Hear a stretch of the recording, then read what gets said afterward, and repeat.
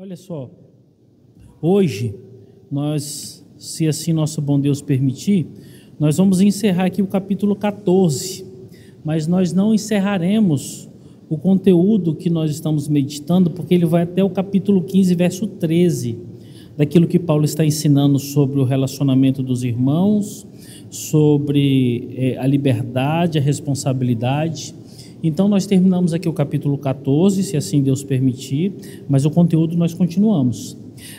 Domingo passado nós havíamos meditado, se não me engano, do verso 13 até o verso 18, e 4 pontos ficaram como ênfase, e eu vou repeti-los aqui rapidamente para a gente dar entrada aqui a partir do verso 19. Domingo passado nós falamos sobre as proibições dos julgamentos, enfatizamos e mostramos vários textos aqui no capítulo 14 em que Paulo condena veementemente a prática da igreja de fazer juízos condenatórios. Falamos sobre a consciência da pureza e o entendimento de que nem todos acreditam assim, ou seja, havia um grupo ali na igreja que acreditava que os alimentos eram puros, faziam uso dos alimentos, tinham liberdade, mas nem todos acreditavam assim. Paulo fala, olha, não tem o que discutir, caminhe em paz. Falamos sobre o amor fraternal e a necessidade de nós, muitas vezes, abrir mão. Chega um ponto que, para que essa igreja não encontre-se em escândalo, em demandas desnecessárias, aqueles que são fortes na fé, aqueles que têm uma consciência robustecida pela palavra, que entende que pode comer, que entende que aquilo não é impuro, abra mão daquilo que você vai fazer uso. E por último nós falamos sobre o reino de Deus, que é muito maior do que comida e bebida. Paulo encerra ali, nós encerramos a meditação sobre esse prisma, em que essa igreja deveria entender isso, e nós, como igreja do Senhor Jesus, nos dias de hoje, também devemos entender isso. E a partir de agora, meus irmãos, nós começamos no verso 19. O verso 19, ele diz assim, olha aí na sua Bíblia, capítulo 14, verso 19. Assim, pois, seguimos as coisas da paz e também as da edificação uns para com os outros. Esse é o verso 19. O verso 19, meus irmãos, ele nos traz uma ênfase, que é deixar de ser tribulação para ser bênção de Deus. É como se Paulo dissesse para esses irmãos ali em Roma, principalmente porque aqui ele está falando para os irmãos fortes na fé. Vamos deixar de ser tribulação? Vamos deixar de ser aquilo que não seja bênção de Deus para a comunidade? Porque vocês foram chamados para ser bênção de Deus. Um detalhe importante, para você que está tomando nota, esses versos aí nós vamos meditar, se assim nosso bom Deus permitir, em 5 versos hoje. 19, 20, 21, 22 e 23. Se você quiser colocar um FT, que é forte, uma abreviação, Paulo está escrevendo para os fortes até o verso 22. A sua última instrução vai ser para os fracos no verso 23. É claro que a escritura ela serve como um todo, mas a ênfase está sendo destinada para esse grupo. E aqui Paulo está dizendo para esses irmãos que são fortes na fé, olha, vamos deixar de ser tribulação, vamos ser bênção de Deus. E o interessante é que a tônica dessa ação está na paz. Ou seja, vamos procurar paz.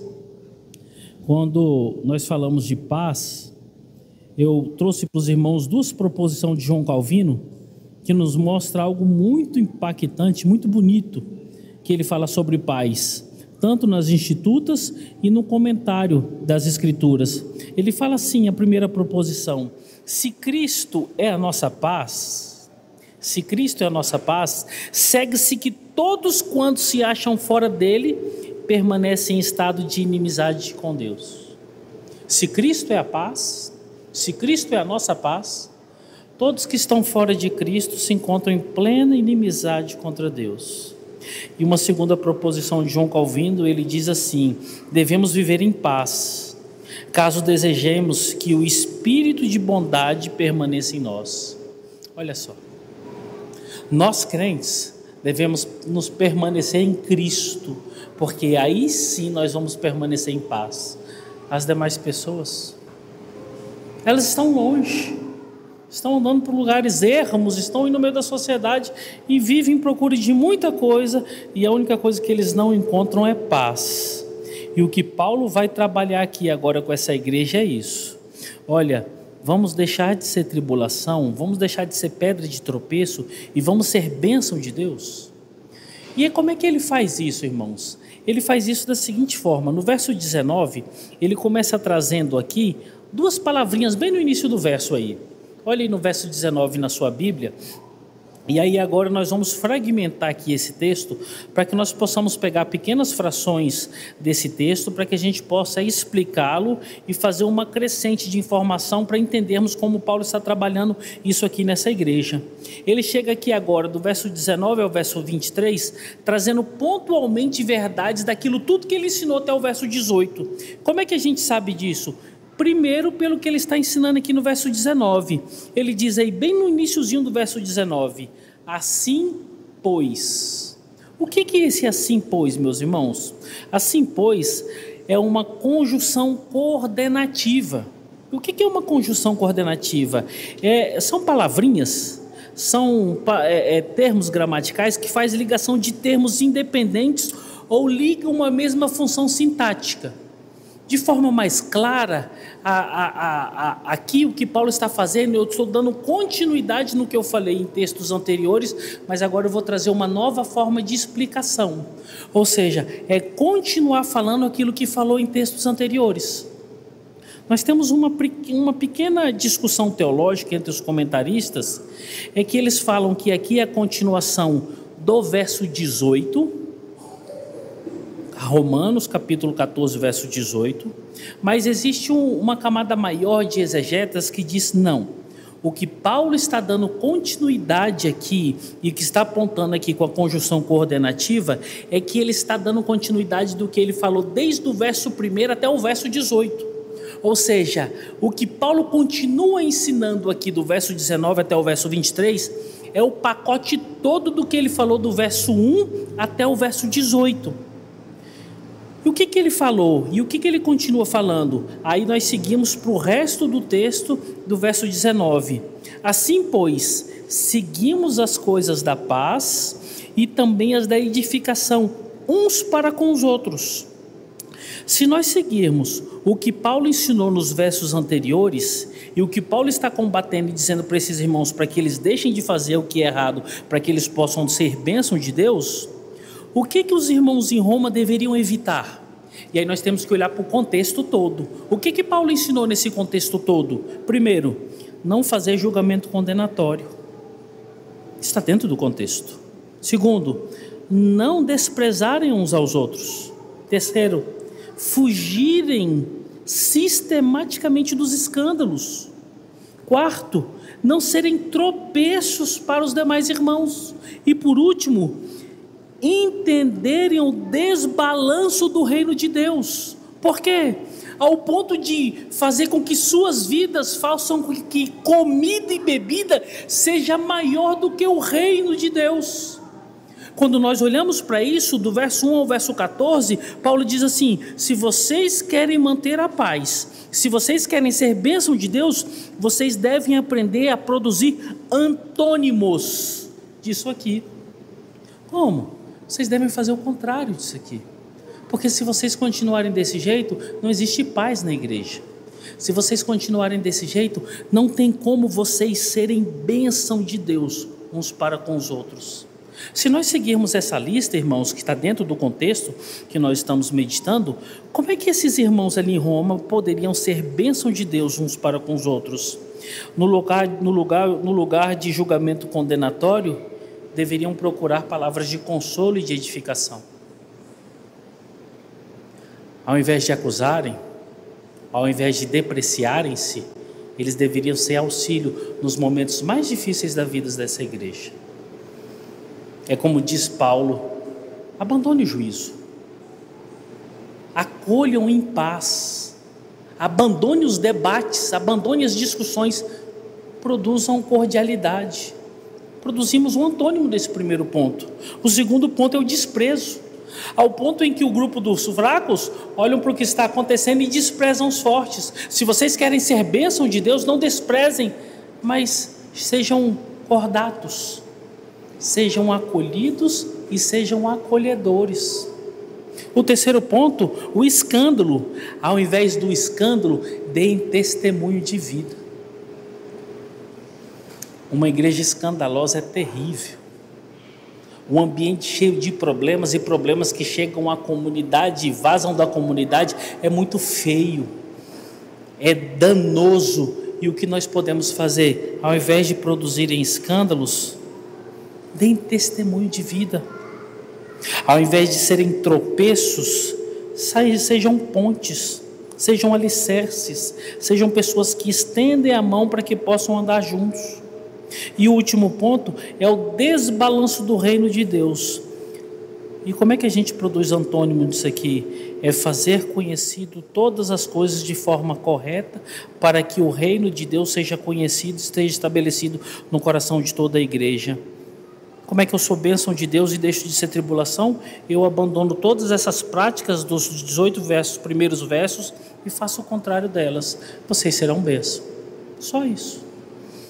Como é que nós podemos ser bênção de Deus nos dias de hoje? Além desse pacote, nós temos que olhar quais são os vícios que tem na nossa igreja. Quais são os vícios que tem na nossa comunidade. E aí eu estendo não só do que está acontecendo na nossa igreja, eu estendo para o que acontece nas nossas casas, nos nossos relacionamentos fora desse ambiente. Faça o contrário, irmãos. Temperem. Não sejam destemperados, não sejam desmedidos, não sejam aqueles que produzem o escândalo, que produzem a gritaria, que produzem a força. Pelo contrário, sejam aqueles que façam Cristo conhecido. Irmãos, nós crentes temos que dar esse testemunho de vida. Nós crentes temos que fazer isso. Agora, claro, nós chegamos num ponto interessante aqui nesse texto, que é o ideal versus o possível. Tem coisa que é ideal. O ideal é que nós todos vivêssemos assim. Mas tem aquilo que não é possível. E é nesse momento que nós temos que entender e nos enquadrar. Onde que é o ideal na minha vida, onde que é o possível. Querem ver o exemplo? Olha aí na Bíblia de vocês, Romanos capítulo 12, verso 18. Romanos capítulo 12, verso 18. Você quer que eu vou para cá, Marcos? Fica melhor? Fique em paz, está dando tudo certo. Tenha paz. O que está escrito aí, irmãos? Capítulo 12, verso 18. Olha aí, se possível, e nós meditamos nesse texto em tempos atrás, hein? Se possível, quando depender de vós, tende paz com todos os homens.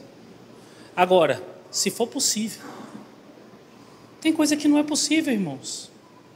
Literalmente tem coisas que não são possíveis. E aí nós não devemos nos descabelar para que possamos fazer algo que não está no nosso alcance. Se possível, tende paz com todos os homens.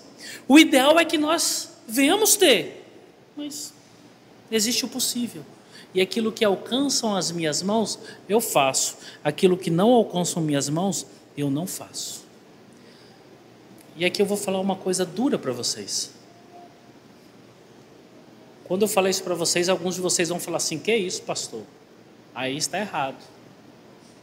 Mas é o próprio Deus que muitas vezes não vai querer que nós tenhamos paz.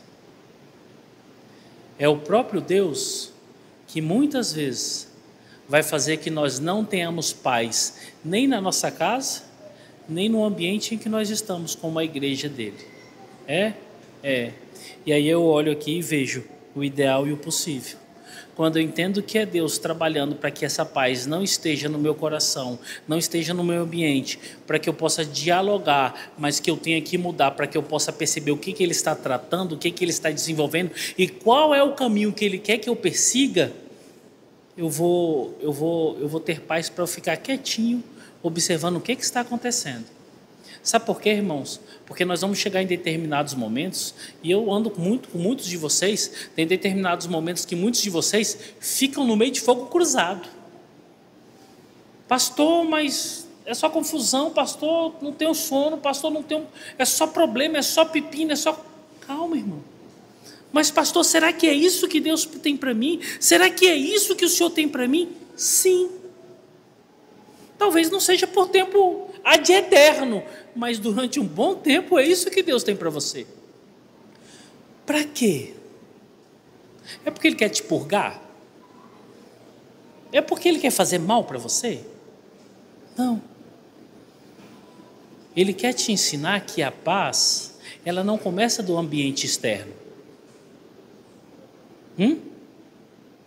A paz independe do que está acontecendo aqui, irmãos. A paz independe do que está acontecendo na minha casa. A paz independe do que está acontecendo no nosso país. A paz independe do que está acontecendo nesse mundo. A paz independe das notícias que estão chegando na nossa rede social, em todos os vínculos de comunicação. A paz que deve reinar no meu coração, ela não depende de nada disso. E quando as coisas estão feias, é porque o Senhor Deus está trabalhando no nosso coração para que Ele possa ensinar para a gente que a paz que deve reinar no nosso coração, ela vem de dentro para fora, trazida do céu e recebida por nós, como crentes em Jesus. Aonde que nós encontramos que o Senhor Jesus tem esse controle e trabalha dessa forma e às vezes Ele não permite que isso aconteça? Abre sua Bíblia aí, lá no livro de Mateus. Mateus, capítulo 10, do verso 34 ao verso 39.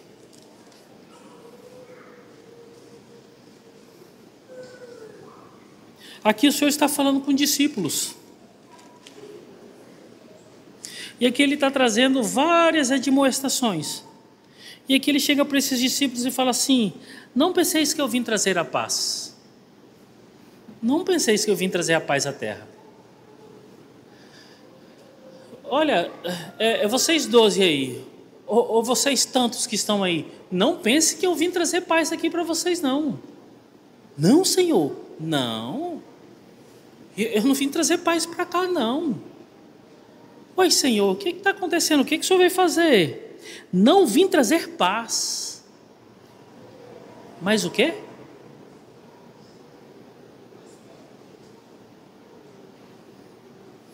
Será que isso é verdade? Eu não vim trazer paz, não, irmãos. É como se ele dissesse assim: tenham paz. Eu não vim trazer paz. Eu não vim fazer com que vocês levantem bandeiras brancas aqui, não. Eu não vi unir o sistema religioso com a caminhada do Evangelho, não. Eu não vim unir o sistema romano com a caminhada do Evangelho, não. Eu não vim trazer sossego para dentro das casas de vocês, não. Pelo contrário.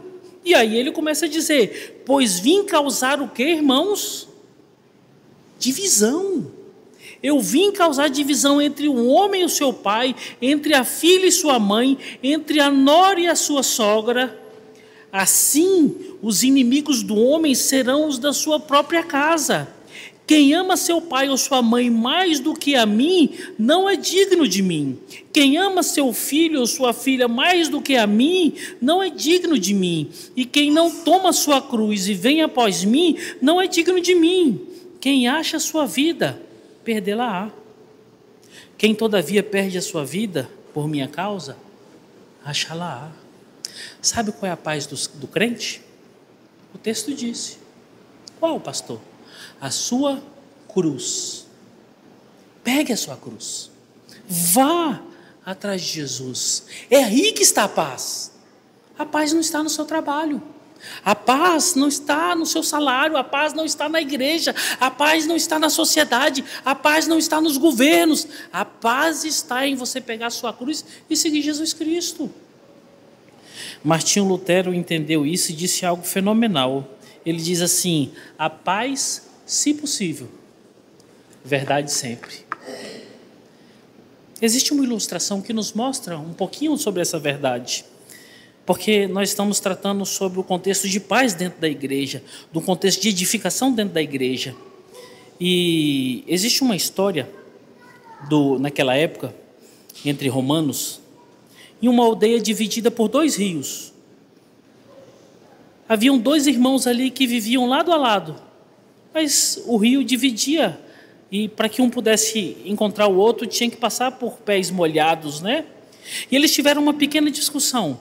Essa discussão cresceu, tomou corpo e chegou ao ponto que o relacionamento se tornou um azedume. Nesse momento, um disse para o outro assim: eu vou construir uma parede aqui na minha ilhota para eu nunca mais ver a sua cara. Não quero mais saber de você. E diz a historinha que naquele momento passava um carpinteiro. Sempre um carpinteiro. E um daqueles irmãos fala assim: eu quero que você constrói uma parede aqui na minha ilhota, fechando, porque eu nunca mais quero ver a cara desse cidadão. O carpinteiro falou assim: pode deixar que eu faço a obra. E eles entraram nas suas casas. Quando eles entraram nas suas casas, e era de manhã, diz que esse carpinteiro passou o dia inteiro trabalhando. Escutava-se o barulho do serrote, escutava-se o barulho das marteladas. No finalzinho do dia, quando arrefeceram-se os barulhos, os irmãos saíram para ver o que estava acontecendo. E ao invés daquela grande muralha, havia uma ponte. Uma ponte que ligava a casa dos dois. Aquilo foi uma mensagem do Evangelho, porque quando eles viram a ponte, lágrimas desceram dos seus olhos. Sabe o que um carpinteiro faz? Ao invés de construir muralhas, ele constrói pontes. E as pontes reconstroem o relacionamento. Sabe o que eu e vocês devemos fazer na igreja? O que eu e vocês devemos fazer na nossa casa? O que eu e vocês devemos fazer na sociedade? Nos ambientes que nos cercam? Construirmos pontes para que sejamos semelhantes ao carpinteiro. E será que é coincidência que foi um carpinteiro? Sempre um carpinteiro. Que o carpinteiro construa pontes onde existem muralhas. Que o carpinteiro faça a ligação entre você e aquele que é o seu adverso. Que o carpinteiro faça a ligação entre você e o seu cônjuge. Que faça a ligação entre você e os seus filhos. Para quê? Para que haja edificação. Sejam carpinteiros. Criem pontes. E que só Ele seja glorificado, irmãos. Vamos para o verso 20. O verso 20, os irmãos que estão tomando nota, eles podem escrever aí também de novo. FT. Aqui Paulo está dando mais uma mensagem, indo diretamente instruindo aqueles que são fortes. Diz assim a palavra do Senhor, verso 20. Capítulo 14, verso 20. Não destruas a obra de Deus por causa de comida. Todas as coisas, na verdade, são limpas, mas é mal para o homem o comer com escândalo.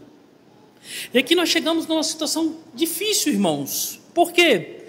Porque aqui Paulo mostra a capacidade destrutiva do crente. Olha isso aí. Olha que loucura. Paulo está mostrando a capacidade que o crente tem de destruição. E aqui parece que ele está usando de uma baita de uma hipérbole. Porque ele está dizendo que o crente tem uma capacidade de destruição, e a capacidade de destruição dele, se nós não entendermos o que Paulo está falando, ela vai contra o Evangelho, vai contra a palavra de Deus. Paulo fala assim: o crente tem poder de destruir a obra de Deus. Caramba, que coisa, hein? Eu quero seguir com vocês, fazendo algumas perguntas e desmembrando o texto, para que nós possamos entender o que Paulo está falando.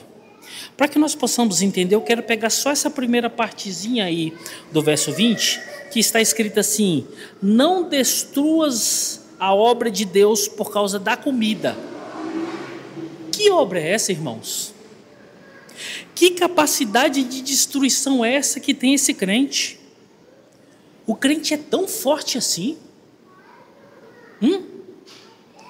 O crente pode destruir aquilo que Deus está construindo? Certa feita, ouvindo um desses pregadores de televisão, igreja muito cheia, muito grande, e ele falou assim: quem pode impedir, quem pode frustrar os planos de Deus? E ele ficou em silêncio, era uma pergunta retórica, e as câmeras passavam pelos crentes daquela igreja. E você via as pessoas falando assim: ninguém. É lógico, a própria Bíblia fala isso. Quem pode frustrar os planos de Deus? Todos os crentes? Ninguém. Mas aquele homem ensandecido, enlouquecido, você tem o poder de frustrar e de impedir os planos de Deus. As pessoas ficaram assustadas, porque não tem na Bíblia. Mas será que foi aqui que esse irmão pegou isso? Será, Givan? Será?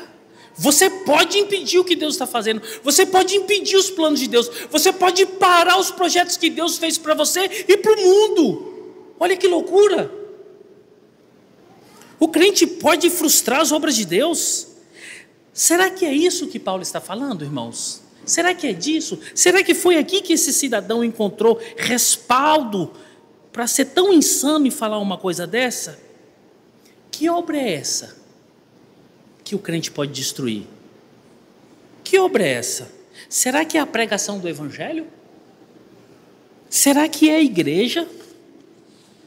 Afinal, o que Paulo está falando? Que poder de destruição é essa e que obra é essa que o crente pode destruir? Aí nós temos que olhar para o contexto.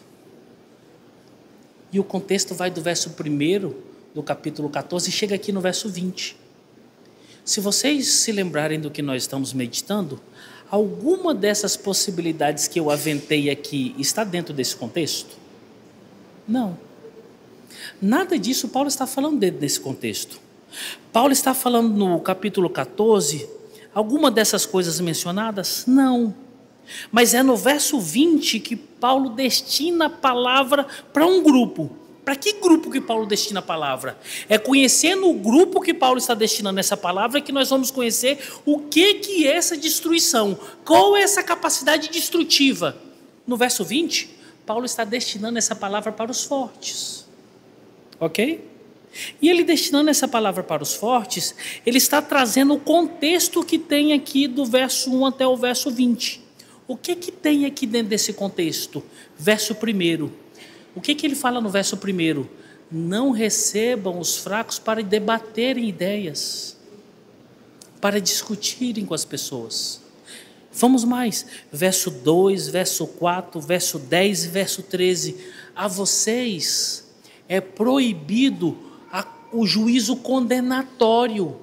Não é porque fulano não come, não bebe, não pratica as mesmas coisas que você pratica, que você deve condenar essas pessoas. E por último, no verso 15, para vocês não pode haver falta de amor, vocês não podem ser tropeço para os irmãos dessa igreja. Aí agora nós conseguimos entender quais são os elementos de destruição da obra de Deus. O que cerca esse grupo que os capacita para destruir a obra de Deus? Agora nós temos que entender, que obra é essa? Que destruição é essa? É o forte não considerar a obra de Deus e por causa das suas convicções e atos, não considerarem a comunhão, a irmandade da igreja. Como é que Paulo instrui a destruição da igreja pelos crentes? São os fortes, que por desconsiderarem todas essas coisas, eles acreditam que podem continuar a sua vida indiferente da companhia dos seus irmãos. E simplesmente continuam vivendo assim. Esse fulano que ele amadureça. Eu não tenho obrigação nenhuma. E seguem diante. E sabe o que acontece com o irmão que não tem maturidade? Ele enfraquece. Ele se sente menor. Ele vai terminar ou vai diminuir o vínculo de comunicação. E sabe qual é a pior de todas?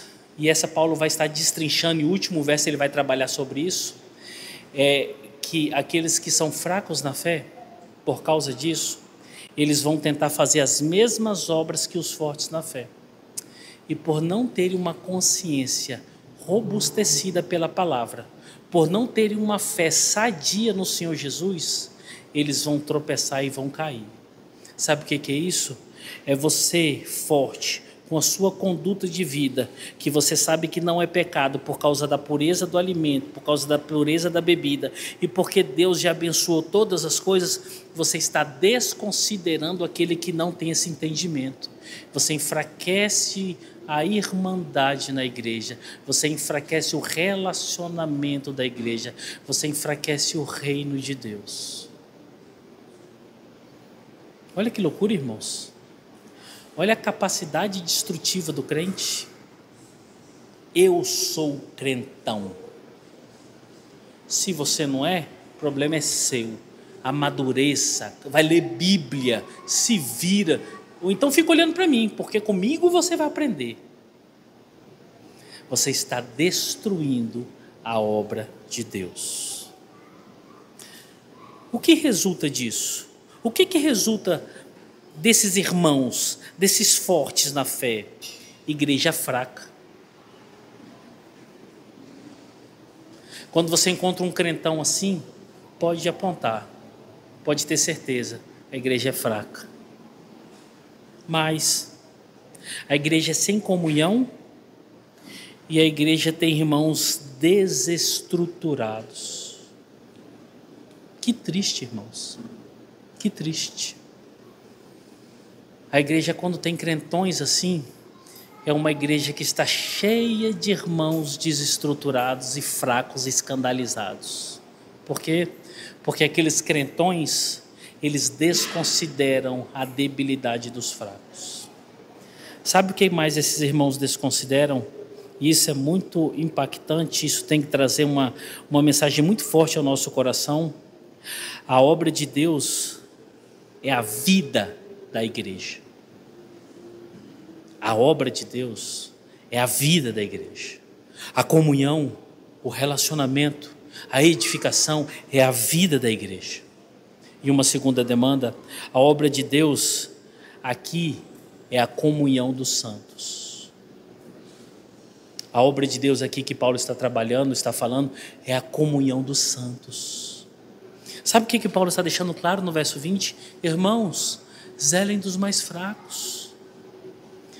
Irmãos, que bênção você é maduro, que bênção você é forte, que bênção a sua consciência é robustecida pela palavra. Agora fica quietinho, fica calado, fica na sua. Não mostre essa espiritualidade, não mostre essa certeza. Agora cuida dos irmãos, cuida dos fracos, porque essa é a obra de Deus para a igreja, é o forte cuidando do fraco. Existe uma símile aqui da igreja com a família. Você acha que a família hoje está assim, é por isso que as coisas estão ao inverso. Mas um padrão normal é assim: pai, mãe, filhos. As ordens vêm dos pais. O cuidado e a proteção vêm dos pais. Hoje inverteu-se. As ordens vêm de baixo para cima. Os ditames do lar estão vindo de baixo para cima. E a única coisa que não está acontecendo dentro das casas é o cuidado que é obrigação daquele que é mais forte. Ô irmãos, se tem alguém aqui forte na fé, saiba, sempre tem um mais fraco. Sempre tem alguém que precisa de ajuda, precisa de auxílio, e o que ele não precisa é olhar para você como um crentão, um exemplo de tudo. Como é que nós identificamos isso na igreja hoje? E aqui eu peço muita atenção para os irmãos. Simples. Como os tempos anteriores, é um grupo de pessoas fortes, observe, é um grupo de pessoas fortes, estão inseridas em algo bom e aprovado por Deus, mas por causa da sua imaturidade, é instrumento de depreciação e juízo daqueles que não fazem parte desse grupo. Como é que nós encontramos essa realidade do que Paulo está tratando aqui no verso 20? É simples. Como aconteceu nos tempos de Paulo, como aconteceu no decorrer de toda a igreja, é um grupo de pessoas fortes. Eles estão inseridos em algo bom e aprovado por Deus, mas por causa das suas imaturidades, eles se tornam instrumentos de depreciação e juízo daqueles que não fazem parte desse grupo. Eu quero citar 2 grupos aqui, irmãos. 2 grupos que estão permitindo com que imaturos façam isso. O primeiro grupo é o grupo que cresce muito em Brasília, que é chamado o grupo de homeschool evangélico. Esse grupo cresce, é um grupo muito bom, é uma prática excelente. Digo de tal forma que eu, se pudesse instruir, se pudesse dizer assim, todos façam isso, seria uma bênção. As nossas igrejas seriam outras. A sociedade seria outra. Quem pode, faça. Conheço muitos irmãos que ali estão. Tive a oportunidade e o privilégio de conhecer a irmã Arielle, né? Arielle. Tive a oportunidade de conhecer pessoalmente a irmã Arielle. Bênção demais aquela menina. Nossa, que graça de Deus. Tivemos a oportunidade de ouvi-la lá na nossa igreja. Só que o problema, irmãos, que nesse grupo existem pessoas que são fortes na fé. E essa fortaleza tem feito com que muitas irmãs, principalmente irmãs, que estão olhando para suas casas, estão vendo que não conseguem fazer a mesma estrutura, ter a mesma condição, estão se perdendo. Por quê? Porque os fortes na fé estão fazendo com que as pessoas que não podem praticar o homeschool se depreciem, se enfraqueçam, se entristeçam e entram em colapso. Quantas foram as vezes que eu tive que encontrar com pessoas que falaram assim: pastor, o que eu vou fazer, pastor? Eu não tenho condições de fazer homeschool. O que vai ser do meu filho? O que vai ser da minha casa? Meus filhos estão perdidos. Eu falei: irmão, como assim, irmã? Pastor, olha esse ambiente, pastor. Olha essas escolas. Não vai dar nada que presta, pastor. Meu filho vai ser um bandido. Minha filha vai ser uma horizontal. Você fala: irmã, o que é isso, minha irmã? De onde que você tirou isso, minha irmã? Pastor, eu tenho que fazer. Não, irmã, não é assim. Aí você olha muitos fortes na fé desses grupos que estão servindo de tropeço para muitas famílias. Que bênção se todos nós pudéssemos conhecer as artes liberais, conhecer de filosofia, de teologia, colocar os nossos filhos ali dentro das nossas casas e instruí-los numa verdadeira educação. Nossa, que bênção, que bênção. Mas não é a realidade para todos. Qual é a mensagem que eu tenho para os irmãos que estão aqui? Irmãos, você não está dando conta de fazer isso? Tenha paz. Quantas são as pessoas que não fizeram, não passaram por esse processo e estão aí? Seus filhos estão aí estudando, estão trabalhando, estão em lugares, estão aí em serviço público, estão aí em empresas, estão em vários lugares. Quantos? Se nós olharmos, é a maioria. Por quê? Porque é um movimento que está crescendo e eu oro a Deus que cresça cada dia mais.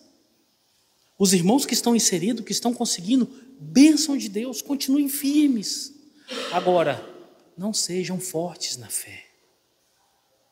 Não ajude o pequeno grupinho que está dentro desse bom grupo serem pedra de tropeço para as nossas irmãs e nossos irmãos que são pais crentes, que estão preocupados com seus filhos porque não podem fazer o homeschool. Não permitam que isso aconteça. E quando chegarem nesse ambiente, chegarem nesses grupos, tomem cuidado. É um bom grupo. Eu particularmente eu recomendo, quem pode, faça. Agora cuidado. Infelizmente nesse grupo tem muitos fortes na fé. E esses fortes na fé estão matando muitas famílias. Tem um segundo grupo. Eu espero que os irmãos entendam que aqui, como ofício de pastor, nós meditamos na palavra de Deus, que como pastor, eu sou profeta e eu tenho a obrigação de apontar os erros. Quem é o profeta? É aquele que ensina a palavra do Evangelho. E eu tenho que apontar esses erros. Existe um grupo em Brasília, nesse domingo eu não vou falar sobre eles no pós-culto. Eu vou esperar mais 1 ou 2 domingos para especificar. Eu já tenho um tempo que eu estou para falar com os irmãos sobre esse grupo, só que chegou um ponto que agora eu tenho que nominá-los. Mas aqui eu só vou falar por alto quem eles são.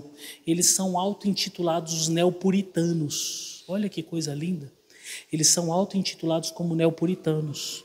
É uma patota da igreja evangélica que está aqui em Brasília, que são considerados como o supra-suma do evangelho. Dentro desse grupo, Eu não sei de onde que eles tiraram isso. As irmãs são praticamente obrigadas a terem muitos filhos. E mulher lá, meu irmão, é 1, 2, 3, 4, 5 e o pau quebra. E por que eu falo isso? Porque são inúmeras mães, inúmeras sogras, inúmeras famílias que já me procuraram. Pastor, ajuda minha filha.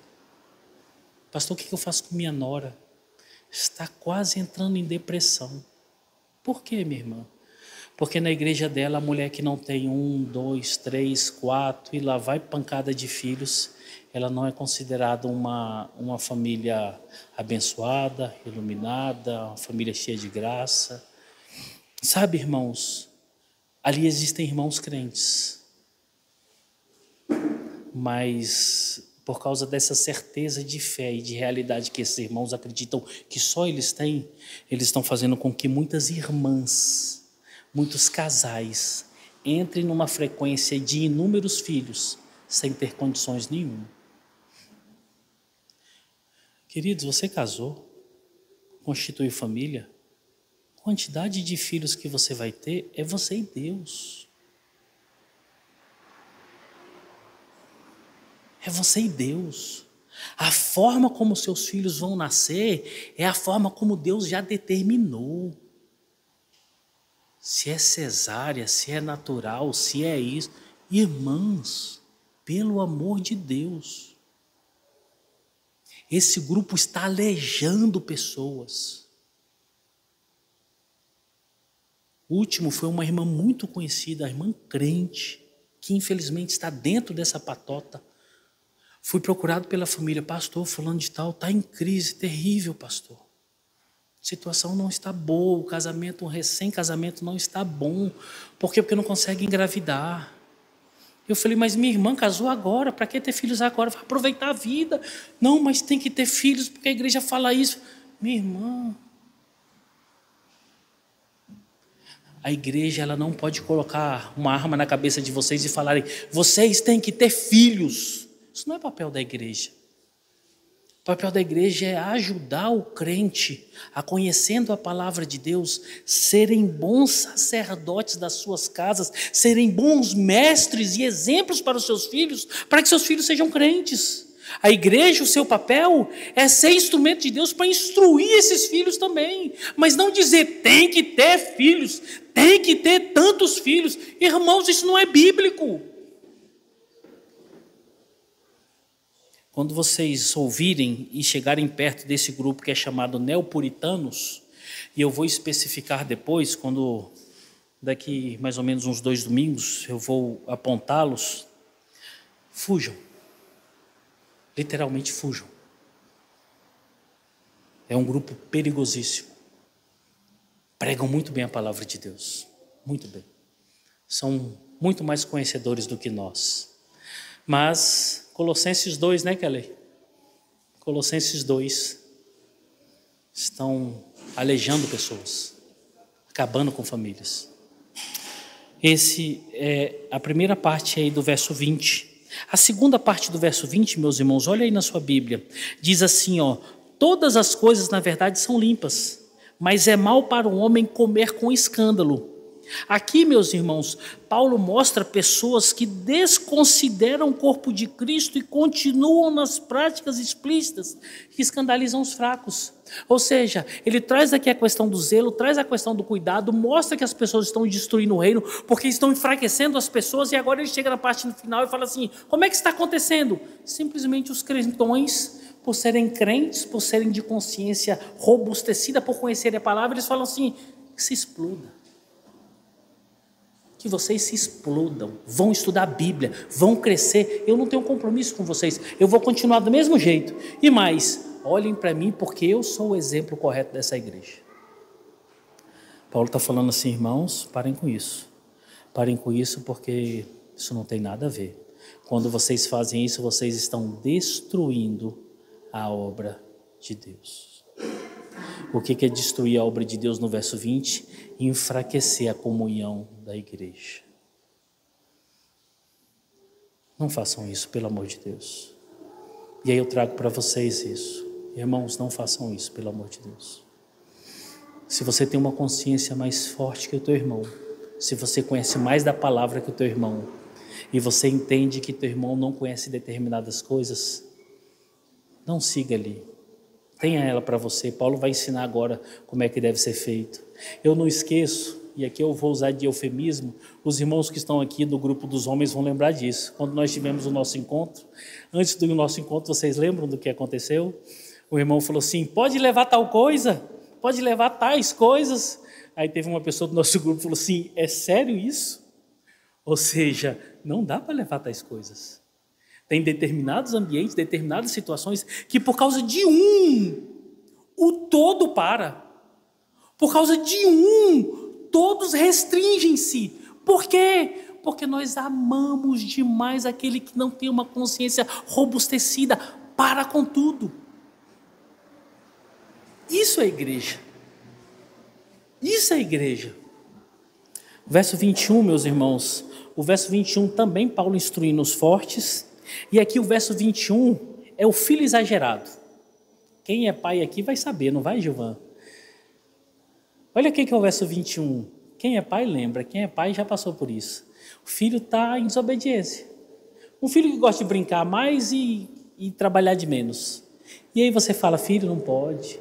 Filho, você tem que fazer mais, estudar mais, trabalhar mais, se dedicar mais. Brincadeira é por último, você tem que fazer, mas deixa para depois. Só que você fala uma ou duas vezes, você percebe que a sua palavra não está tendo crédito, e você vai ter que castigar, você tem que disciplinar. Aí você chega para o filho, ó, você está disciplinado, você não vai brincar. Você não... Aí o filho vira e fala assim, nunca mais eu brinco. Tá bom, o castigo só vai até amanhã, o resto é por sua conta. Mal acabou o castigo, o que o filho faz? Papai, posso brincar? Não é? Quem tem filho sabe disso. E isso aqui está acontecendo agora no verso 21. É o filho exagerado de Paulo. O que é o filho exagerado de Paulo? Olha aí no verso 21 da Bíblia de vocês. Diz assim a palavra do Senhor. É bom não comer carne nem beber vinho. Olha só. Agora vamos pro hard mesmo. Não vai comer nem beber. É bom não comer carne nem beber vinho. Nem fazer qualquer outra coisa que teu irmão venha tropeçar. Ou se ofender, ou se enfraquecer. Aqui a solução é bem amplificada, é bem grande, né? Aqui, meus irmãos, agora no verso 21, Paulo amplifica o que ele falou no verso 20. No verso 20 ele fala assim, contenha-se, fica para você. Só que agora ele vai dizer assim, restrinja-se de carne, restrinja-se de vinho e de qualquer outra coisa que enfraqueça o teu irmão. Percebe? Agora tomou um corpo explícito e muito grande na instrução de Paulo. Agora vocês vão restringir de tudo por causa da comunhão da igreja, por causa da edificação dos irmãos. Aqui, meus irmãos, tem 4 ensinos muito importantes que nós devemos aprender. O primeiro deles eu falei agora. Aqui é a solução explícita e amplificada do verso 20. No verso 20, se os irmãos lembram, o finalzinho Paulo fala assim, todas as coisas na verdade são limpas, mas é mal para o homem comer com escândalo, é mal para o crente que é robustecido na fé, fazer aquilo que ele está fazendo para que todos vejam e se torne vergonha, se torne escandaloso, é mal. E o que tem que se fazer então? Aí ele vem para o verso 21, pare de comer, pare de beber e pare de fazer qualquer outra coisa para que seu irmão não tropece mais. Agora, como é que isso acontece, meus irmãos? Dentro desses 4 ensinos, eu quero trazer para os irmãos os pontos importantes aqui desse texto, no verso 21. O segundo ensino é um debate teológico por causa do vinho. Percebam que nós estamos em 21 versículos, é o primeiro momento que Paulo fala de vinho. Do verso 1 até aqui, ele não falou de vinho até agora. Aí quem gostava de vinho ali falava assim, Paulo, até vinho, Paulo. Pelo amor de Deus, estava tão bom aqui a carne, mas até vinho, Paulo, puxa vida. Por que Paulo falou de vinho aqui, irmãos? E aqui nós entramos numa demanda em que os exegetas vão trabalhar nesse texto da seguinte forma. Existia um culto pagão naquela época, uma entidade pagã que era chamada de Deus Baco. Vocês vão identificar mais o Deus Baco por uma expressão chula que é conhecida, que é oriunda de lá, que você escuta muito nos dias de hoje. Fulano veio do Bacanal. Já ouviram essa expressão? Estavam num bacanal. O que é um bacanal dentro dessa concepção litúrgica de culto pagão? O deus Baco é alguém que é celebrado e cultuado com culto lúdico, regado a muito vinho, muita bebedeira. Para quê? Para que possam fazer danças exóticas e a prática sexual explícita e degenerada. Daí onde vem o bacanal. Aí o que acontece aqui no contexto de Paulo? Os judeus, por causa disso, eles se restringiam dentro das suas reuniões públicas do vinho. Por quê?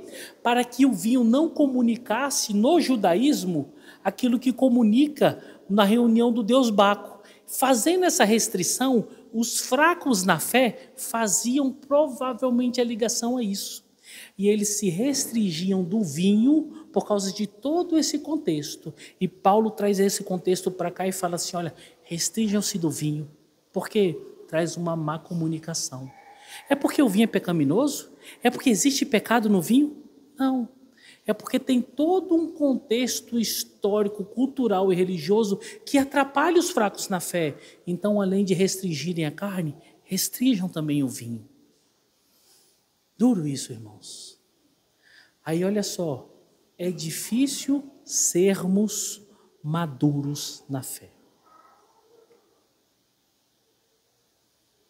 É difícil sermos maduros na fé. Porque quem tem que abrir mão das coisas boas não são os fracos. Eles já abriram mão por causa de uma realidade inexistente. Quem tem que abrir mão de alguma forma do que é bom é o forte. Se você é forte, entenda, você vai ter que abrir mão de muita coisa para a edificação da igreja. Você vai ter que abrir mão de muita coisa para a edificação da sua casa. Esse exemplo me traz esse fato me traz lembrança de uma irresponsabilidade minha, muito tempo atrás. Eu cometi um pecado gravíssimo em relação a isso. Primeiro momento de igreja, o início do pastorado, caminhando, tinha um irmão na nossa igreja que ele tinha problema com bebidas. Mas na cabeça de um recém-formado, de uma pessoa que está ali dentro do movimento e tal, e eu falo de mim, não estou falando que todos são assim, não. Para mim não tinha problema. E eu lembro que a noiva dele batia muito nessa tecla. Não, beber vinho é pecado, beber cerveja é pecado, não pode, não pode, não pode. Eu lembro que um dia nós estávamos conversando no meio de uma conversa bacana. Eu falei, não é pecado. E eu indico, beba seu vinho, beba sua cerveja, faça com moderação, toma cuidado. Esse irmão é um abençoado. Ele foi para casa, chegou em casa, tinha 2 garrafas de vinho. Ele tomou a primeira tacinha,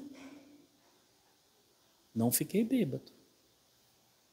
Tomou a segunda tacinha, não fiquei bêbado. Tomou a primeira garrafa, não fiquei bêbado. O pastor falou que o pecado é ficar bêbado. Abriu a segunda garrafa. Tomou a segunda garrafa. Levantou, olhou para a direita, olhou para a esquerda. Não estou bêbado. Cada garrafa de vinho parece que são 700 e poucos ml, né? Só aí 1,5 litros. Não estou bêbado. Cheio de piedade, ele vai para uma distribuidora, compra aquele garrafão de 5 litros e leva para casa. Tomou os 5 litros todinho, ficou em pé e falou assim, não fiquei bêbado. Ainda bem que ele parou de falar o que ele fez o resto da noite. Mas precisa falar o que aconteceu no outro dia, irmãos? Precisa falar o que aconteceu na cabeça desse irmão? Eu acredito que, olhando para a realidade hoje, era muito mais prudente eu falar para ele, não, irmão, você não pode nem saber a informação verdadeira da Bíblia, senão vai ser tropeço para você. Se você for saber da verdade em relação à bebida, que não seja pelos meus lábios, porque você não tem maturidade para saber a verdade da Bíblia. Mas eu, com todo o entendimento que eu tinha para poder falar assim, pode beber porque o que é pecado é ficar bêbado, eu fiz um irmão beber 7 litros de vinho numa noite só, e ele levanta, olha para o lado para o outro, não fiquei bêbado, estou bem, não pequei. Olha aí, irmãos. Sabe o que é isso, meus queridos? Paulo está trabalhando de forma muito enfática, tomem cuidado com os fracos na fé. O terceiro ponto aqui é o que Paulo fala sobre o tropeço. Olha aí, é bom não comer carne, nem beber vinho, nem fazer qualquer outra coisa que teu irmão venha tropeçar. O que é esse tropeço? É um crente fazer algo por indução, não por fé ou certeza. O tropeço é você ser o crentão, você desconsiderar que aquele irmão não dá conta, não é possível, e mesmo assim você incentivar pela sua vida porca, e aquele irmão fala, eu vou fazer porque esse irmão faz, eu posso fazer. E aí esse irmão, ele entra e faz por indução, e aí ele peca. Vai ficar cheio de peso na consciência, vai ser um destrambelho, vai fazer um monte de coisa errada, e aí ele tropeçou. Paulo está falando, cuidem dos irmãos. Não deixe os irmãos irem por caminhos que eles não saibam andar. Sabe qual é a máxima da igreja, irmãos? Sabe qual é a máxima da igreja? É a mesma máxima da sua casa. Papai e mamãe pegam os filhos pelas mãos e andam mostrando o caminho. Não vai por aqui, não vai por lá. Opa, não entra aqui. Opa, não passa por aí porque é cheio de brita, cheio de cascalho, cheio de pedras graúdas, você pode cair. O forte na fé, irmãos, o forte na fé é aquele que anda com um fraco de mãos dadas. Não vem para cá, não vai por aqui, para. Olha, eu estou salientando esse problema, não entra aqui, não vai por aqui, porque senão você vai se machucar. Sabe o que é isso, irmãos? É você pegar o fraco e sublevar ele, e você fazer ele crescer diante de uma realidade que ele está vendo. Agora, quando você pega e fala assim, não, você tem que fazer porque eu estou fazendo, ele vai se arrebentar, ele vai tropeçar. E por último, irmãos, é uma questão gramatical, é uma questão de tradução. Olha aí no verso 21 da Bíblia de vocês, no finalzinho do verso 21, tem algumas palavras que estão escritas em colchetes, não tem? Aí na sua Bíblia. Verso 21, ou se ofender ou se enfraquecer. O que é isso? Por que está entre colchetes? É porque aqui, meus irmãos, nos manuscritos, não foram achados essas expressões aí em todos os manuscritos. Ou seja, achou-se essas palavras em alguns manuscritos e não achou-se essas palavras em outros manuscritos. Sabe o que isso significa? Os tradutores não têm certeza se essas palavras estão no escrito original. E por não ter certeza, eles colocam aí entre os colchetes. Por quê? Porque se é da palavra do Senhor, se é palavra do Senhor, está ali inserida. Mas se não é palavra do Senhor, todos os que estão lendo sabem do que se trata. Então, encontrou essa passagem, encontrou na Escritura assim, significa que provavelmente em manuscritos foram encontrados, em outros manuscritos não foram encontrados. Agora, olha que interessante, quando você percebe o que está escrito aí, se tirar, o texto não perde seu significado. E quando acrescentado, nós observamos que existe um leque de sinônimos. O que isso significa? Eu, como crente, que confio que a palavra de Deus é inerrante e suficiente, aqui mostra para mim que se isso não for palavra de Deus e for tirado, eu não vou ter prejuízo nenhum. Amém? Estamos terminando, irmãos. Verso 22. O verso 22, se o verso 21 o filho é exagerado, no verso 22 o filho é egoísta. Quem é pai aqui sabe que os nossos filhos muitas vezes são egoístas. Como é que isso acontece? Paulo fala aqui no verso 22 o seguinte, a fé que tens, você tem fé? Tem?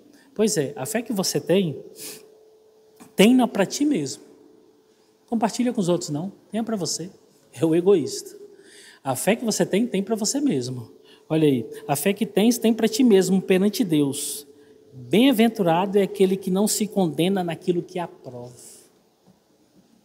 Que maravilha. Agora é interessante, irmãos. Nós temos que fragmentar esse texto e olhar bem direitinho, porque se nós não entendermos esse texto, a gente tropeça. Por quê?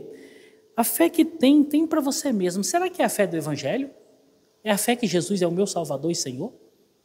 Será que Paulo está dizendo para esses irmãos assim, sejam 007 da fé, Elisa? Não é não, né? Sejam agentes secretos da fé?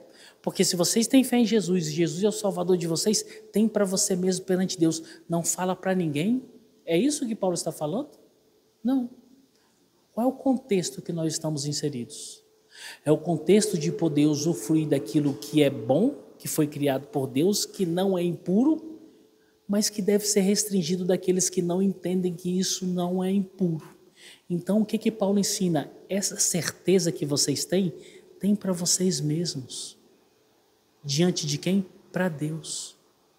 É aí onde começamos a fazer necessariamente os pequenos grupos, as não reuniões, os isolamentos necessários, para que eu possa usufruir daquilo que é bom criado por Deus, sem fazer com que irmãos tropecem na fé por minha causa. Tem irmãos que gostam de beber vinho.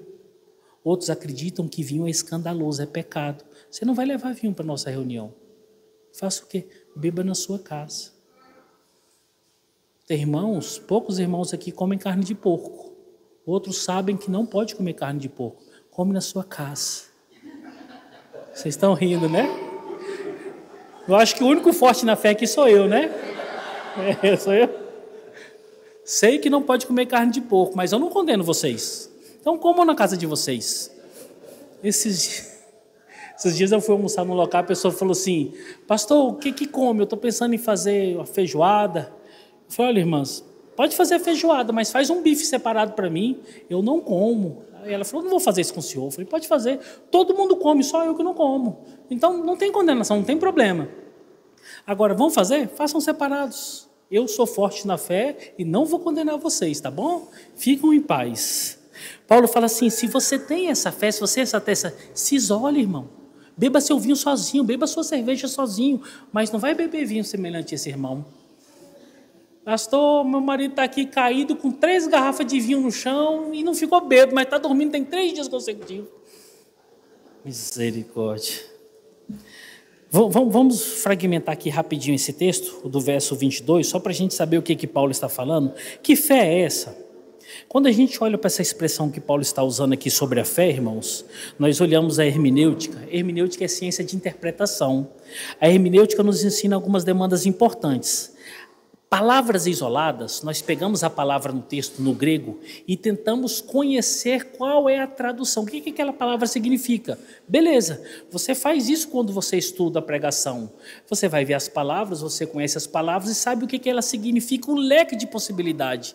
Mas também dentro da hermenêutica, você vai perceber que a mesma palavra, que tem um significado isolado e diferente, em determinados contextos não tem nada a ver com aquilo.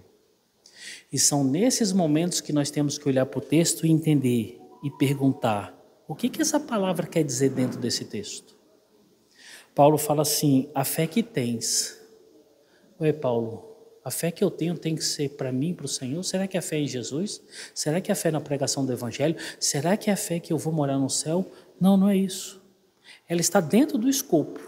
Mas observem, quando nós olhamos para essa particularidade da hermenêutica, 2 exemplos devem ser trazidos para nós. Hebreus 11:1. Você lê, Lucas, por favor? Hebreus, capítulo 11, verso 1. Nós vamos ver a mesma palavrinha, fé.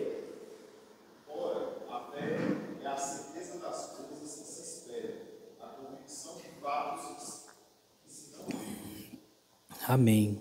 A fé aí é a palavra que aponta para a certeza e a convicção daquilo que não se vê, mas se espera.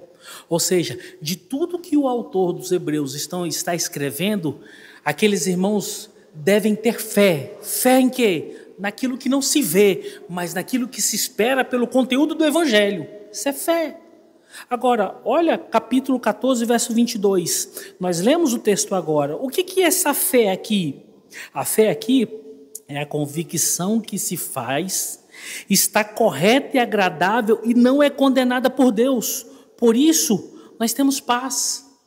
A fé aqui é a certeza que eu posso comer e beber e fazer qualquer outra coisa sem pecar contra o Senhor. Mas eu tenho que exercer essa minha fé sozinho. Percebem? A mesma palavra em contextos diferentes, com entendimentos diferentes.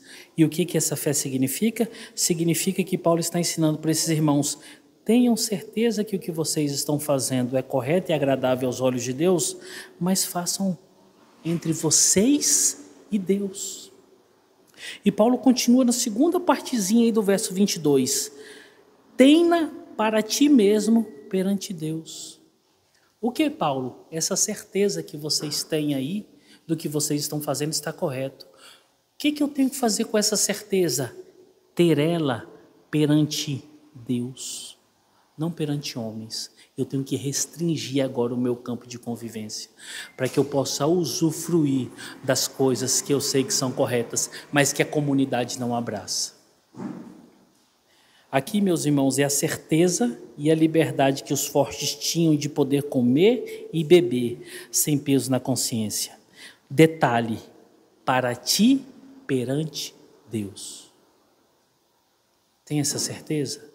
Para os irmãos, boa parte na sua igreja, ou um da sua igreja não tem essa certeza, então tem ela para você e Deus. Paulo não está restringindo nada de ninguém. Paulo não está falando, nunca mais comam carne. Vocês estão proibidos. Ele falou isso? Não. Proibido beber vinho aí, viu? Quem beber vinho é pecado e vai para o inferno. Não, Paulo não está falando isso. Paulo simplesmente está falando assim: retire-se e tenha certeza desses atos entre você e Deus, para que você não faça o seu irmão pecar. Eu quero trazer aqui para vocês, para os dias de hoje, algo muito importante: ter uma fé sadia e saber ser discreto com aquilo que escandaliza os fracos, certamente deixará o ambiente da igreja mais forte. Se nós formos zelosos, nós vamos ter um ambiente dentro da nossa igreja muito mais forte. Por quê? Porque estamos cuidando uns dos outros. Simples, simples, simples. E a terceira parte, irmãos, olha aí no verso 22.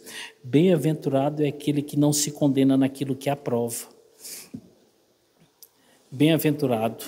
Seus irmãos se lembram, acho que uns 3, 4 anos atrás, nós pregamos no Sermão do Monte as bem-aventuranças. E por mais de 10 versículos, nós encontramos o Senhor Jesus falando: bem-aventurados os pobres, bem-aventurados os que choram, bem-aventurados os perseguidos. O que é essa bem-aventurança? E aqui nós chegamos numa demanda muito importante. Aqui é relativa a uma felicidade que é desfrutada por circunstâncias externas favoráveis.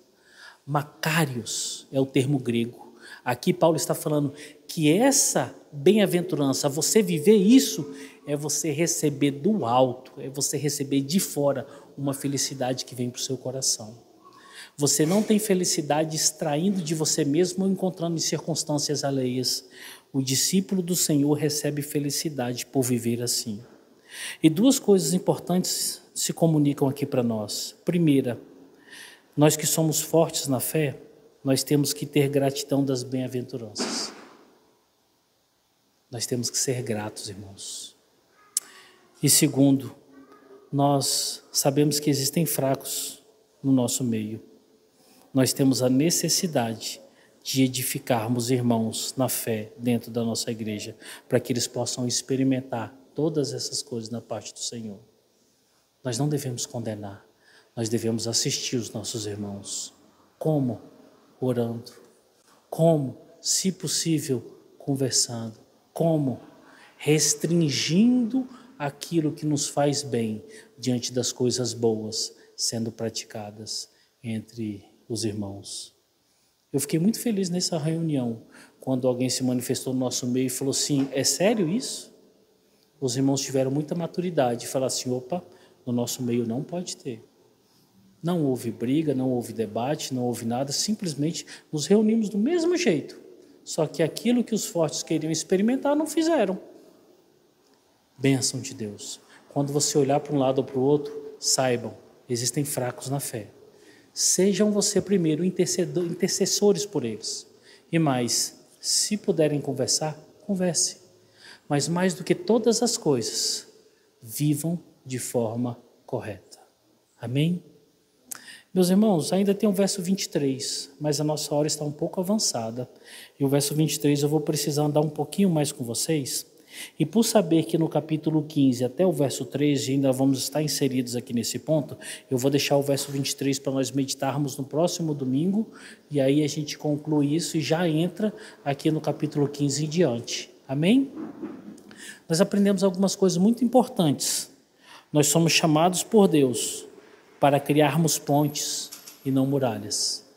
Lembrem-se disso. Nós devemos ser construtores de pontes e não de muralhas. Porque o carpinteiro cria pontes. Nós somos chamados por Deus para, quando necessário, criarmos ou aceitarmos as muralhas que nos dividem dos demais. Vão ter vezes que nós vamos ter que aceitar as muralhas. Vão ter vezes que nós próprios vamos ter que construir muralhas. Por quê? Porque assim será pertinente em determinados momentos. Quer ver um exemplo? 1 Coríntios capítulo 5, do verso 8 em diante. Quando você encontrar um que diz ser crente e não é crente, você tem que criar muralhas.